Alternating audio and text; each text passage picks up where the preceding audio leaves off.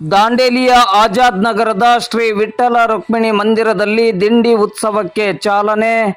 ದಾಂಡೇಲಿಯ ಆಜಾದ್ ನಗರದ ಶ್ರೀ ವಿಠ್ಠಲ ರುಕ್ಮಿಣಿ ಮಂದಿರದಲ್ಲಿ ದಿಂಡಿ ಉತ್ಸವಕ್ಕೆ ಚಾಲನೆಯನ್ನು ನೀಡಲಾಗಿದೆ.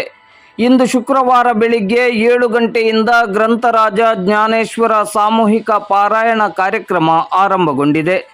ಇಂದು ಸಂಜೆ 4 ಗಂಟೆಯಿಂದ ನಾಮಜಪ ಪ್ರವಚನ ಕಾರ್ಯಕ್ರಮ ನಡೆಯಲಿದೆ. ನಾಳೆ ಶನಿವಾರ ಪಲ್ಲಕ್ಕಿ ಉತ್ಸವ ಹಾಗೂ ವಿವಿಧ ಪೂಜಾರಾಧನೆಗಳು ನಡೆದು ಮಧ್ಯಾಹ್ನ ಮಹಾಪ್ರಸಾದ ವಿತರಣೆ ನಡೆಯಲಿದೆ.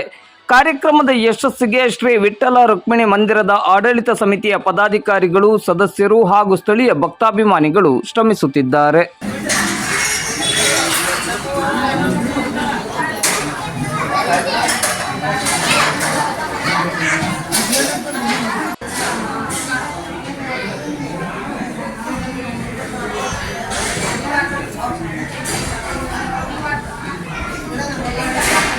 Soy de nuevo.